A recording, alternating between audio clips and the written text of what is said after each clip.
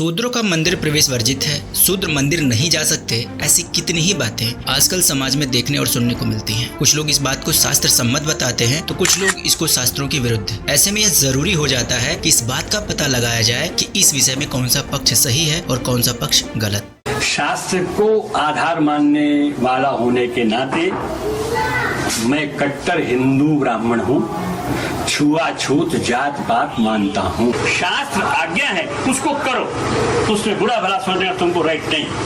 मत करो, लॉजिक मत लगाओ, जो कह गए हैं वही ठीक है।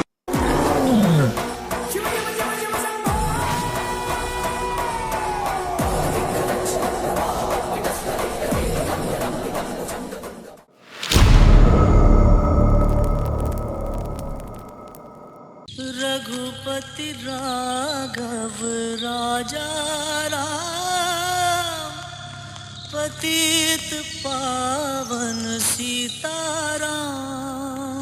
शूद्रों की स्थिति परिस्थिति में आज वर्तमान में भारत में सुधार हेतु पूरा राजनीतिक, सामाजिक और आर्थिक तंत्र लगा हुआ है। हर एक प्लेटफॉर्म पर शूद्रों की स्थिति और परिस्थिति पर मुद्दा गरमाया रहता है। ऐसे में बड़ा विचारणीय प्रश्न हो जाता है कि आखिर आज जो शूद्रों के विषय में इतनी बड़ी बड़ी बहस और डिबेट होती है, उनके हक अधिकार की चर्चा होती है, तो क्या वास्तव में यह काफी पुराना मुद्दा है? क्या इस तरह के भेदभावपूर्ण सामाजिक संरचना के जिम्मेदार लोग किसी एक विशेष धर्म या वर्ग से आते हैं और उनके द्वारा ही समाज में जातिवाद, अलगाववाद, शोषण जैसी घटनाएं क्रियान्वित की जाती हैं? तो आज की इस वीडियो में हम इसी प्रश्न का समाधान ढूंढेंगे और जानने का प्रयास करेंगे कि भारतीय पृष्ठभूमि में शूद्रों के पराभव के मूल कारण क्या रहे हैं। इस विषय पर सबसे ज्यादा आरोप प्रत्यारोप इसी बात का लगता है कि हिंदू धर्म में 4 वर्ण हैं और चारों वर्णों में शूद्र का सबसे निम्न स्थान दिया गया है। साथ ही अन्य वर्णों को सामाजिक धार्मिक अनुष्ठानों में जो हक अधिकार प्राप्त है, उससे शूद्र वर्ण को वंचित रखा गया है। जैसे शूद्र मंदिर नहीं जा सकते, धार्मिक ग्रंथों का अध्ययन और अध्यापन नहीं करा सकते। तो आज इस आरोप के समाधान में हम आपके साथ कुछ ऐसे प्रमाण साझा करेंगे जिससे इस बात का खंडन हो जाएगा कि प्राचीन भारत में शूद्रों को मंदिर जाने का, भगवान की पूजा करने का और धार्मिक अनुष्ठानों में सम्मिलित होने का अधिकार नहीं था। तो आइए आज आपको लेकर के चलते हैं इतिहास में थोड़ा सा पीछे।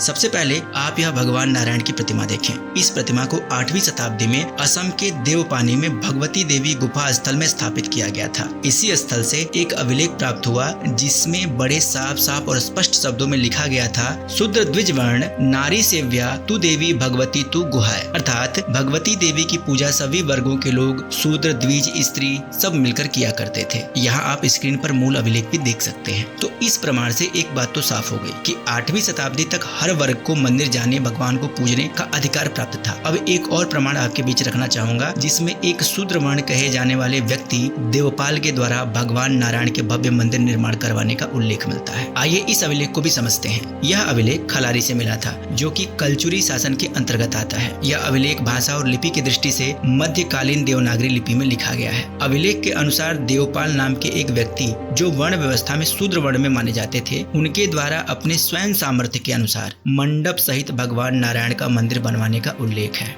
इस अभिलेख का हिंदी लिप्यांतरण आप अपने स्क्रीन पर देख सकते हैं जिसमें स्पष्ट रूप से देवपाल जी द्वारा भगवान नारायण का मंडप सहित मंदिर बनवाने का उल्लेख है। इसी अभिलेख की 14वीं पंक्ति में ब्राह्मणों के द्वारा इस मंदिर निर्माण हेतु देवपाल जी की कीर्तिगान का भी उल्लेख है।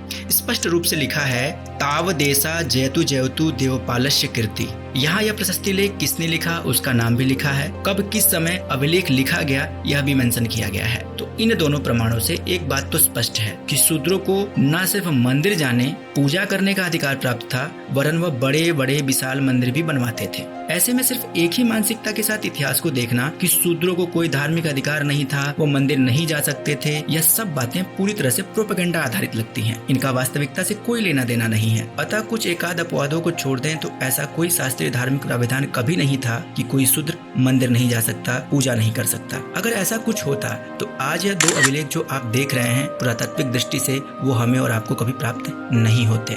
मैं इस बात से इनकार नहीं कर रहा कि आज इस तरह की घटनाएं नहीं होती। मैं मानता हूं कि आज भी कुछ जातिवादी संकीर्ण मानसिकता के लोग समाज में हैं जो आज तरह तरह के विभेदकारी नीति का कारण बनते हैं। मगर ऐतिहासिक सच्चाई यह है कि भारत का इतिहास यह नहीं था। भारत में हर वर्ण को ईश्वर उपासना का हक और अधिकार हमेशा से था अगर कहीं कुछ इसके विरोध में मिलता है तो स्वाभाविक सी बात है वह किसी संकीर्ण जातिवादी मनोदशा से भरे व्यक्ति का कोई प्रपंच ही होगा, क्योंकि एक पल के लिए मैं और आप असत्य भाषण कर सकते हैं मगर इतिहास और इतिहास में गढ़े गए यह प्रमाण झूठ नहीं बोल सकते। जो बात हिंदू धर्म के मूल ग्रंथ वेदों में लिखी है उन्हीं का अनुशीलन इन अभिलेखों पर किया गया है। भारत में सबको मंदिर जाने, पूजने और मंदिर बनवाने और ईश्वर की उपासना करने का अधिकार हमेशा से था। कृपया अपना हक पहचाने। कोई बोल दिया कि आप फला हो, आप फला कार्य नहीं कर सकते, तो इस बात का ध्यान रखें कि ईश्वर और आपके बीच का जो संबंध है, इस संबंध को जोड़ने का माध्यम तो कोई भी हो सकता है मगर उस संबंध को तोड़ने का कोई माध्यम ईश्वर के द्वारा नियुक्त नहीं किया गया। ईश्वर का विषय ठेकेदारी का नहीं है,